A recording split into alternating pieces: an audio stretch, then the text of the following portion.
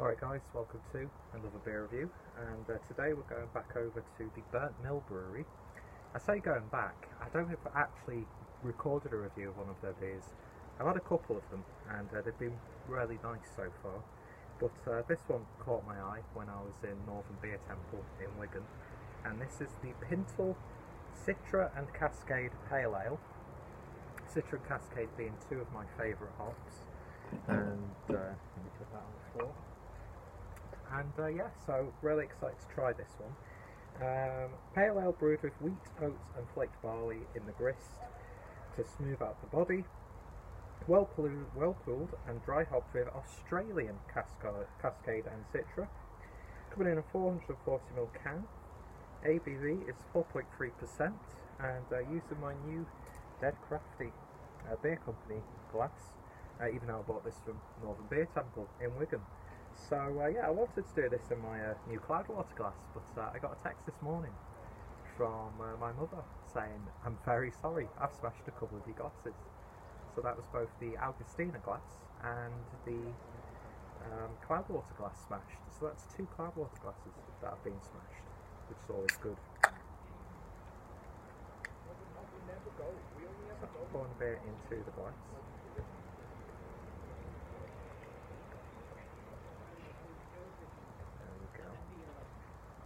So a little bit of haze, not too much. It is more of like a classic sort of IPA. It's got a lovely, almost like pastely amber hue to it, and just look at how nice and creamy and foamy that head is. Looks really nice and gentle, actually. So let's see what we get on the nose. You're getting Citra and Cascade in abundance. It's so recognisable. Very subtle dank hues in there as well, but it's all about that citrus, all about that stone fruit. It smells fantastic. It really, really does. I love these sorts of beers. Cascade and Citra, if you love the hops, then you're getting it in abundance on the nose. So hopefully it comes through in the taste. Cheers.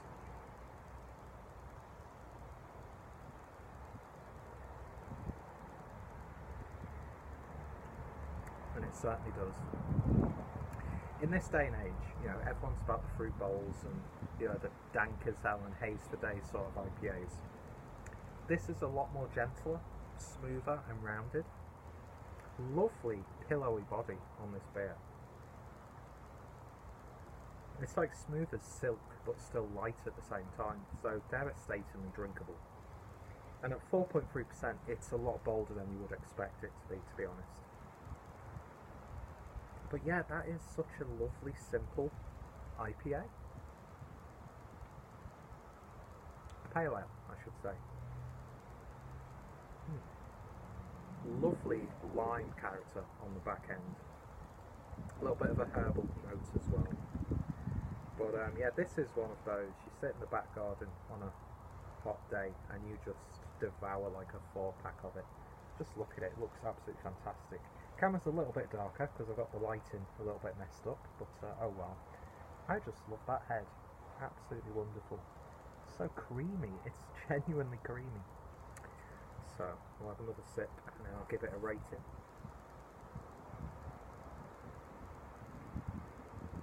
It's got lovely spiciness on the back end as well.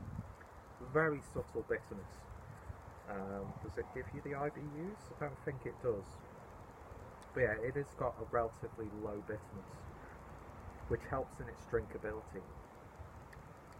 It's absolutely lovely. Do you know what I mean? It's a really nice, just tone it down, pull it back, rein it in, and just produce a really nice, simple, classic IPA.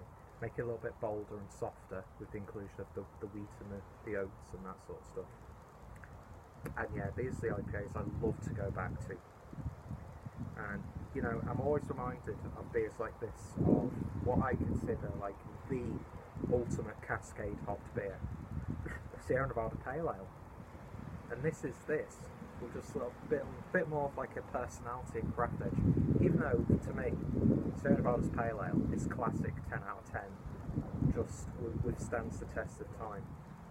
This actually just adds a little bit of personality, smooths it down a little, and yeah, you can Texturally, it's beautiful.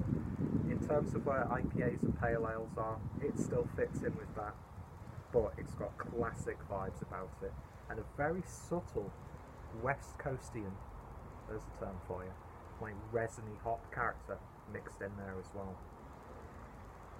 Yeah, I think that's absolutely beautiful. Really, really is. I'm super impressed with this one. Yeah, it's just, I could session the crap out of this beer. I really, really could. And yeah, it's probably not going to be the most highest rated pale ale to come out of Burnt Mill, but I still am confident enough to give this a straight 10 out of 10 because it appeals to me on so many levels, and the beautiful artwork as well, and the amount of beer you get in the glass, and yeah, taste up a little bit more now. It's a little bit fruitier now that's in there, mixed it with like a breadiness, so you get like that marmalade on toast character. But that's absolutely wonderful, and I've just come in from work. That is the perfect beer to enjoy, and I want more of it. So it's a 10 out of 10 for Burnt Mill Brewery's Pintle Citra Cascade Pale Ale. If you love those hops, this is an absolutely wonderful utilisation of both hops, and just beautifully crafted from a brewery who I think are slowly starting to get the recognition they deserve, because the beers I've had from them have been really quite nice.